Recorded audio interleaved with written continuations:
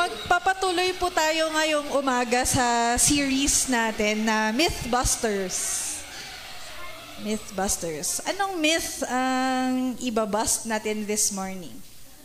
So, ito ang myth na you don't need to forgive them.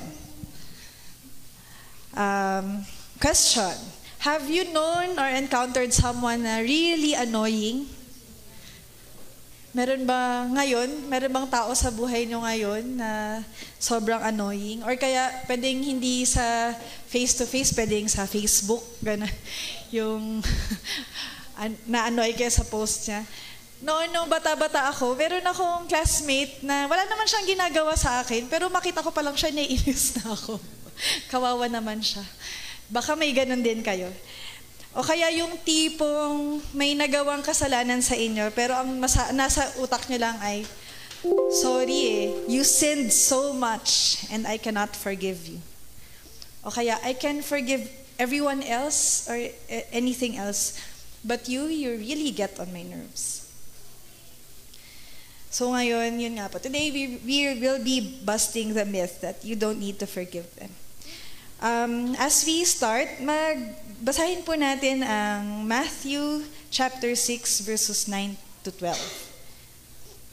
So ito ay entitled, famous to, entitled as the Lord's Prayer. This is Jesus teaching His disciples. This then is how you should pray. Our Father in heaven, hallowed be your name. Your kingdom come, your will be done on earth as it is in heaven. Give us today our daily bread, and forgive us our debts as we also have forgiven our debtors. Note that the passage does not say, forgive us our debts, though we're still holding our grudges. Hindi na sinabi yun. Pero yun nga, iulitin ko yun, no? Forgive us our debts as we also have forgiven our debtors. Sabi rin sa Matthew 6, verses 14 to 15, for if you forgive other people when they sin against you, your heavenly Father will also forgive you. But if you do not forgive others their sins, your Father will not forgive your sins. Galing to kay Jesus. Bakit kaya mahirap mag-forgive? Ngayon ba, today, this morning, are you holding a grudge against someone? Kung oo, know that kung ganon, you are living a life of unforgiveness. When we talk about forgiving others, a burst of emotions come forth.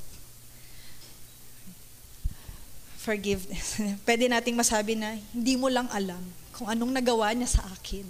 Yes, mga ganong linya. O kaya, yung best friend ko, my best friend of all people, she lied to me. O kaya niloko ako ng asawa ko, ng boyfriend ko, ng girlfriend ko. O kaya, yung utang niya sa akin, sabi niya ilang araw lang ibabayaran niya. Ilang taon na yung lumipas. Wala pa din. O kaya yung mga pangako na hindi natupad. Yung mga linyang, akala ko ba may forever? Di ba sabi mo sa akin forever? O kaya si Lucas, nanay, sabi mo bibili tayo ng Pokemon cards. Mga ganong singilan. O kaya yung tao na alam natin na pinaka magpoprotekta sa atin. Sila pa yung unang mananakit. Maaring iniwan sa ere, or nasaktan emotionally, physically, mentally, spiritually. At masaklap kasi yung scars na yon, dala-dala natin through the years, even sa pagtanda. Tapos kahit gaano kasakit, kahit ayaw natin yung pain, pero when we have gone through pain, ang dali nating panghawakan yon. We easily hold on to the pain, hold on to the grudge. Na minsan ayaw nating palagpasin, nasasaktan ako. Nasasaktan ako. Ang sakit. It's so horrible. It's so unfair, di ba, Nico?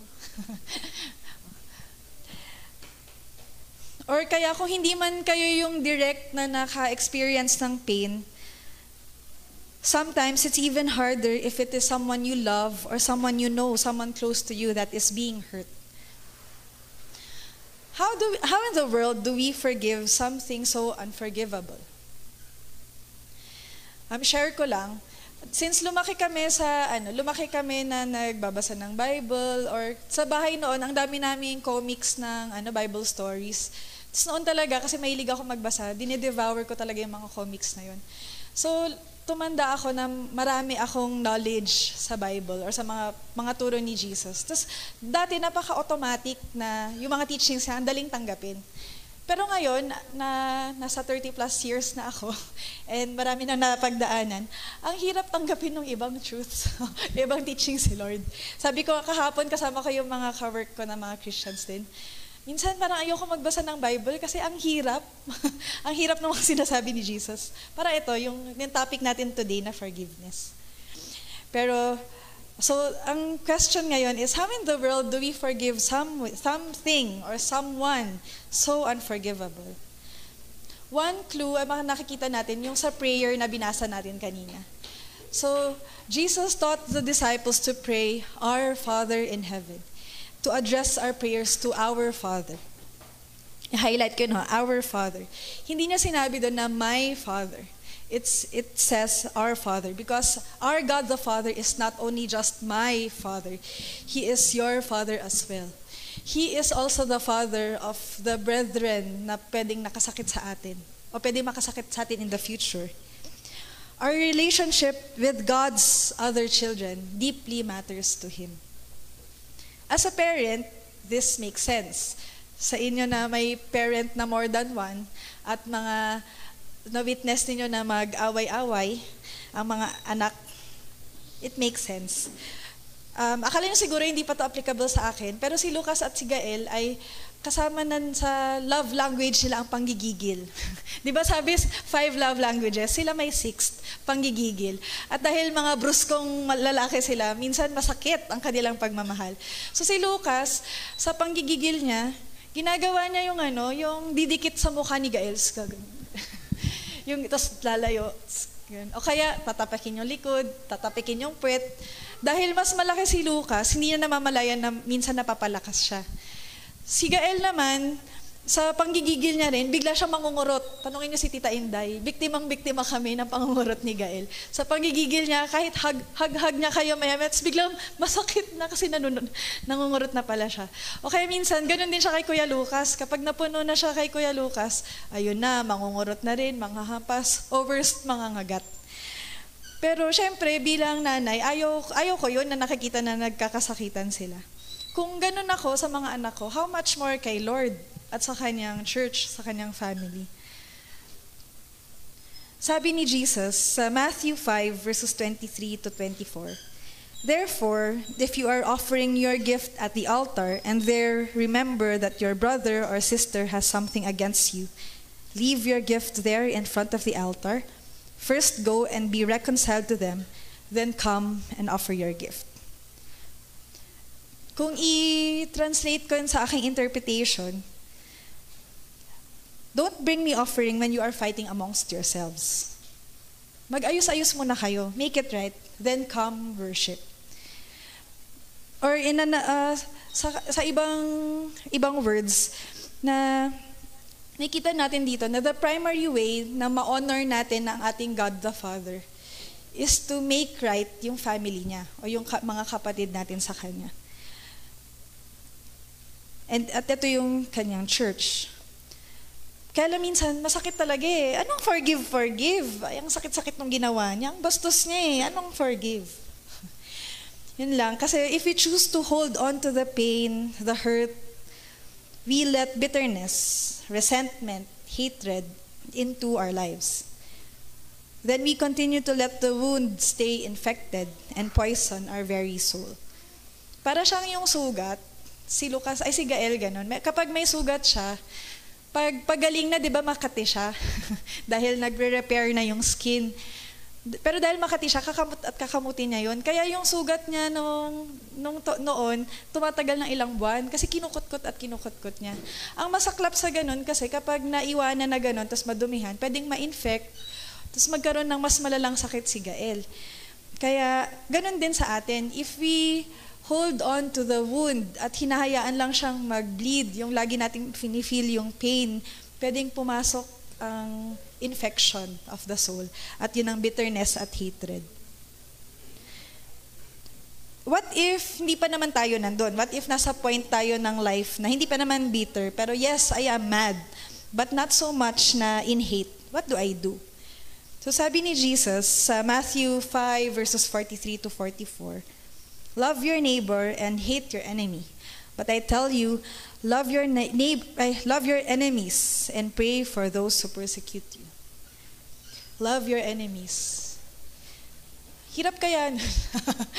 Love your enemies. May na-imagine ba kayo ngayon? Sige, I would like you to imagine a classmate, an office mate, or a family member na pinaka nagdudulot sa inyo ng annoyance or di naman, baka enemy mo nga or basta pinaka nag-aanoy sa inyo ngayon. At ang command ni Jesus, love him, love her, and pray for those who persecute you. Minsan nga, hindi ko feel mag-pray. Kasi pagpa-pray ko pa yung nag-persecute sa akin. Pero, eto nga we do in obedience. We do in obedience. Your prayer may or may not change others. Hindi pwedeng agad-agad na ma-change sila. But, almost always, it always changes you. It changes our hearts towards yung perspective natin sa mundo, perspective towards them. Prayer and God changes us. Tsaka kung hintayin ko lang na ma-feel na if I wait until I felt like praying, pwedeng di na yun mangyari. I might still be waiting until today. So kahit hindi natin feel, let us pray. Let us pray for our enemies. Let us pray for those who persecute us. Bakit? Kasi when we pray, we enter into God's presence. Sa presence niya kung saan may pagmamahal, may peace, may understanding. Sa presence niya na merong grace. Amazingly, sa New Testament, lalo sa mga teachings after ng Gospels, yung teachings sa mga apostles ni Paul, lagi niyang kinocommand, common sa epistles, ang command niya lagi sa churches na bear with each other, forgive each other, love each other. Syempre as human beings, magkakaiba tayo magkakaroon tayo ng conflict, magkakaroon ng kiskisan. Pero laging command to ni Paul, to bear with each other. Ito yung pinaka-testament natin that we belong to one God, to one loving God. How we bear with each other and how we forgive one another. At sabi ni Paul sa Colossians 3:13, bear with each other and forgive one another if any of you has a grievance against someone. Forgive as the Lord forgave you. Forgive as the Lord forgave you. Nung inaaral ko tong topic na to, iniisip ko kung bakit nga ba ang hirap mag-forgive? Bakit nga ba sobrang hirap? Or ano yung magti-trigger sa akin para magpa-forgive sa isang person na unforgivable? Pero for me, itong line na, forgive as the Lord forgave you. Ito yung pinaka-clincher.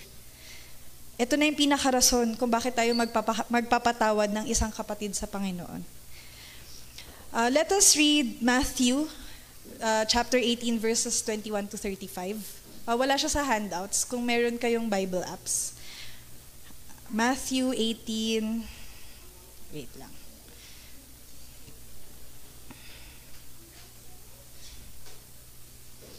(21 to 35). Yung title niya is The Parable of the Unforgiving Servant. Then Peter came up and said to him, si Jesus, Lord, how often will my brother sin against me and I forgive him? As many as 7 times? Jesus said to him, I do not say to you 7 times, but 77 times. Therefore, the kingdom of heaven may be compared to a king who wished to settle accounts with his servants. When he began to settle, one was brought to him who owed him 10,000 talents. Commercial lang, ang isang talent ay worth 20 years of wage ng isang laborer. So 20 years times 10,000, ganun kalaki yung utang ng taong yon. And since he could not pay, his master ordered him to be sold. So ibebenta siya with his wife and children and all that he had, and payment has to be made. So the servant fell on his knees, imploring him, "Have patience with me, and I will pay you everything." And out of pity for him, the master of that servant released him and forgave him the debt. But when the same servant went out, he found one of his fellow servants who owed him 100 denarii.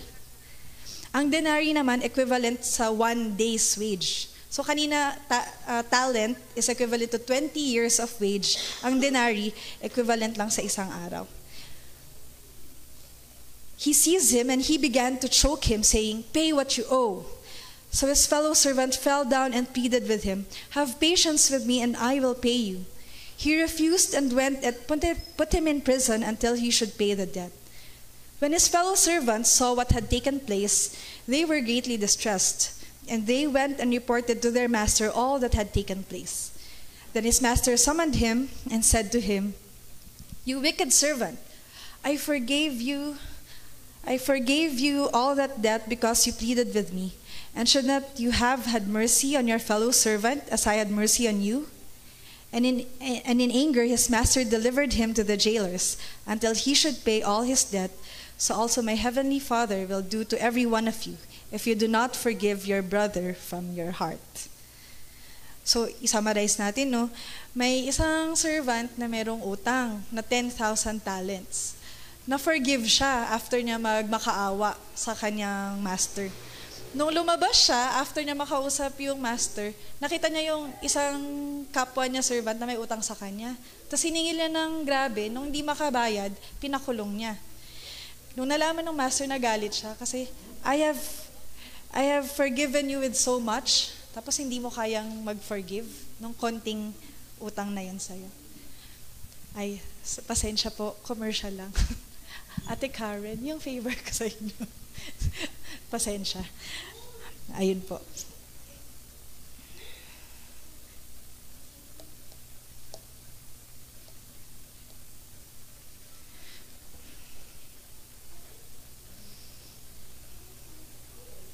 So how can I, someone who was also in great debt against our God the Father and was freely forgiven by our good, gracious God, not also forgive others?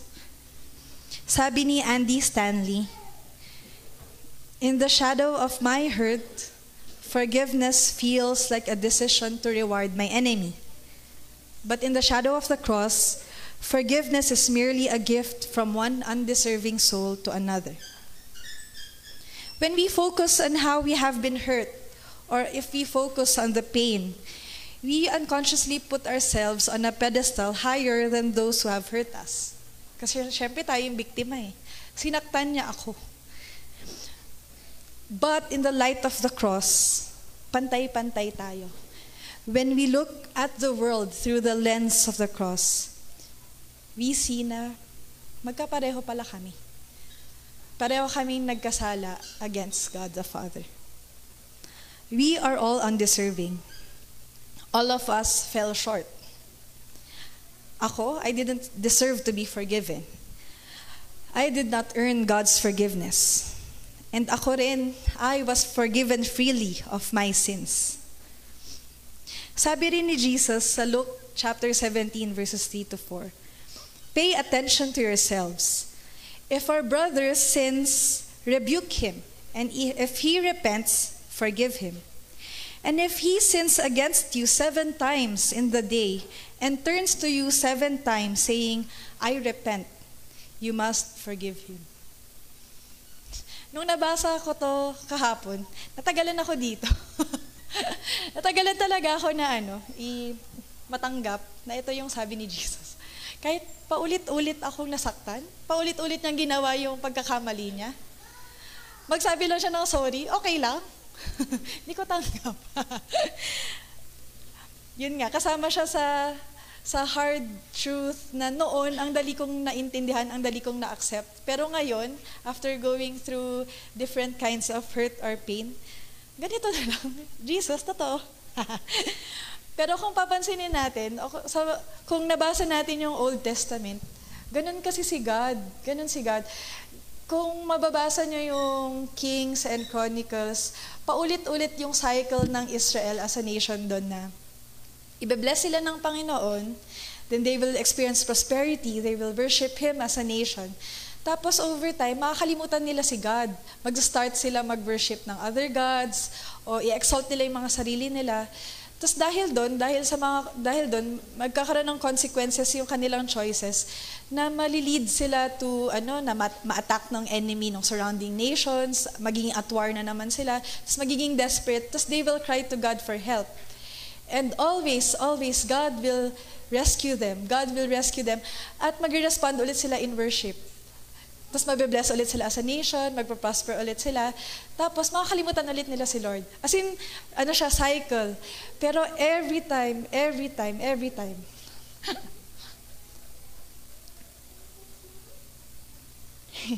i-rescue sila ng ating Panginoon. So, sino ako? Kung ganun yung God ko, sino ako to withhold that kind of forgiveness sa aking kapatid?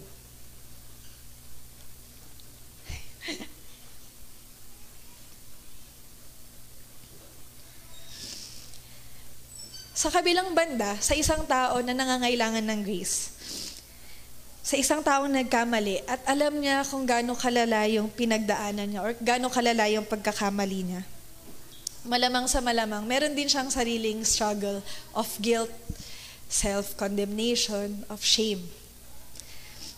Siya mismo sa sarili niya mararamdaman niya na hindi ko deserve ang love.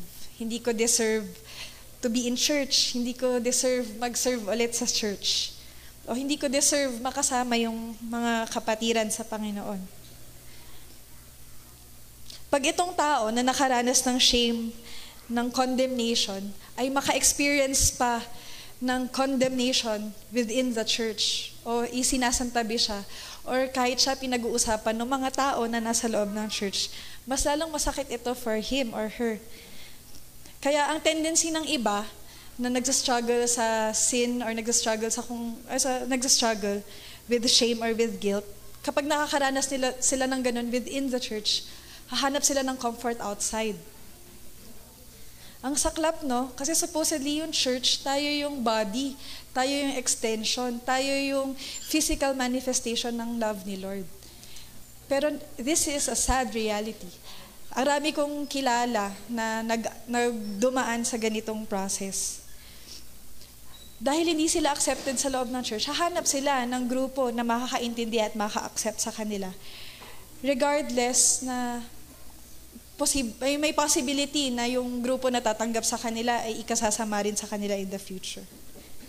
Pero kung itong tao naman na to, nakaranas ng forgiveness, ng grace, ng mercy, para siyang isang tao na nalulunod sa dagat, na nabigyan ng lifeline or yung salbabida, na pangahawakan niya. Kasi ganun ang guilt nakaka-overwhelm, lalo kung yun lang yung pumapasok sa isip mo, nakaka-overwhelm, parang nalulunod ka at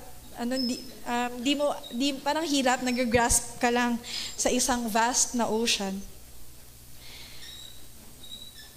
Kahit na alam mo na Jesus has forgiven you, pero yung kaaway kasi natin ang lakas ng boses niya, lagi niyang ituturo sa'yo na ito, nagkamali ka, nakakahiya ka, sabi mo Christian ka, tapos magagawa mo yan. Leader ka sa church, magagawa mo yan. Ganon yung kaaway natin.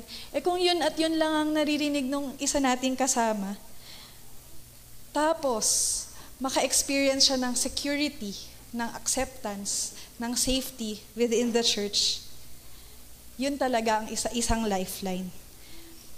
Mararamdaman niya na totoo pala na pwede akong umahon, pwede kong maiayos ang pagkakamali, at pwede akong tumayo on solid ground, with dignity, under Christ's compassion. Masasabi ko to kasi na-experience ko to sa LJC. 7 years ago, nag-confess ako before the church, and I received sobrang gracious na love. Salamat. Even then, kahit nun, parang ang tagal pa din na nag-struggle ako with guilt, with self-condemnation. Pero never kong na-experience from the church na ang shame, ang condemnation. Kaya sobrang salamat. At ipagpatuloy lang natin to. Kasi kung ako naranasan ko yon, malamang sa malamang meron tayong makakasama in the future na mangangailangan din ng ganun. Ganong klaseng forgiveness. Ganong klaseng grace. So family, when faced with a question, will you forgive me? Will you forgive me? Instantly, immediately, and without hesitation, we forgive. Of course, I was freely forgiven. I can freely forgive you too. If we choose to freely forgive, how many homes would be healed? How many fathers and sons, mothers and daughters would forgive each other? How many marriages could be saved? How many friendships be kept? And how many of us be freed? Bakit free? Bakit freedom? Kasi tayo, kapag tayo mismo ay hindi makapag-forgive, tayo rin nag-hold on nga sa pain. Tayo ay na-imprison natin yung sarili natin. Doon, nababox natin yung sarili natin sa mundo ng bitterness at resentment.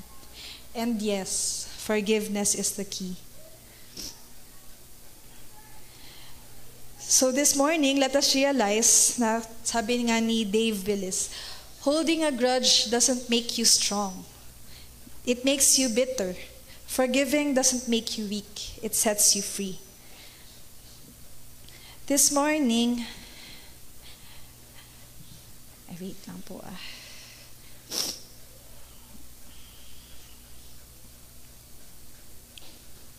Ulitin ko yung sinabi ni Jesus, if you forgive other people when they sin against you, your heavenly Father will also forgive you. But if you do not forgive others their sins, your Father will not forgive your sins. Matthew 6:14-15. Forgiveness empowers you to set the prisoner free. At madalas, kasama ka sa prisoner. The prisoner is you. So, this morning, baka meron kayong person in mind. Either hindi nyo pa na-release completely in forgiveness, or not necessarily naman na may bitterness or may hate kayo towards that person, pero nandun yung tension lagi. So, I invite everyone na tumayo at let us release these people sa ating Panginoon and release our forgiveness toward them.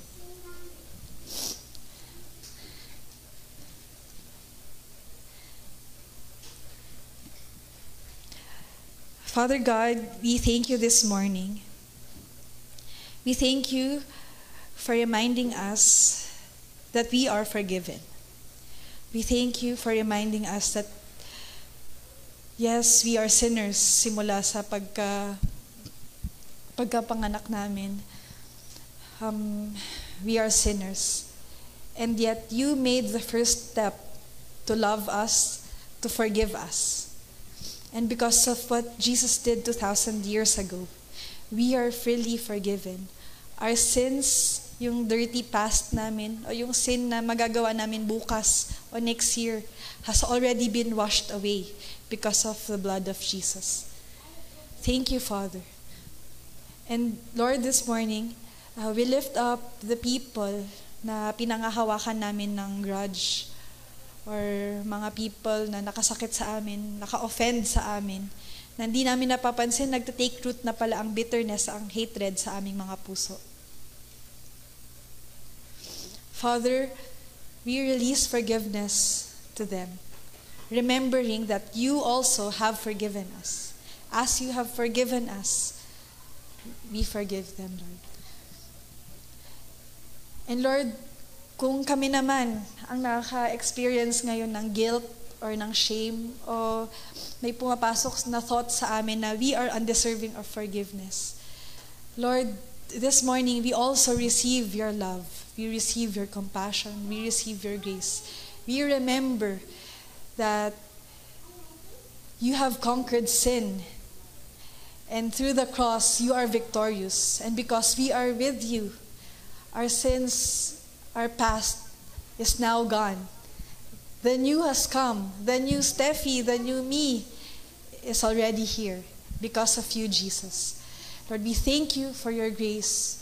Lord, I pray sa mga kasama namin ngayon this morning dito sa LJC, sa mga kasama namin online, tulad ng prayer ni Paul for the Ephesians, na may we grasp how deep, how wide, how great your love is for us. And as we understand your love, your great, great love, ma-extend namin itong love na to towards others. Kasi ganun kang God. Hindi ka lang God ng isang tao, hindi ka lang God ng isang church or God ng isang nation. You want everyone to be reconciled to you. So Lord, make us be instruments of your reconciliation. May our lives be an extension of your grace, an extension of your forgiveness. May others see and experience from us that our God, our good, loving, and gracious Father is alive and His mercies are new every morning. And Lord, as we revel in your forgiveness, as we revel in your mercy, be magnified. Be magnified in our church. Be magnified in everything we do. We lift the rest of the service po sa inyo. In Jesus' name we pray. Amen.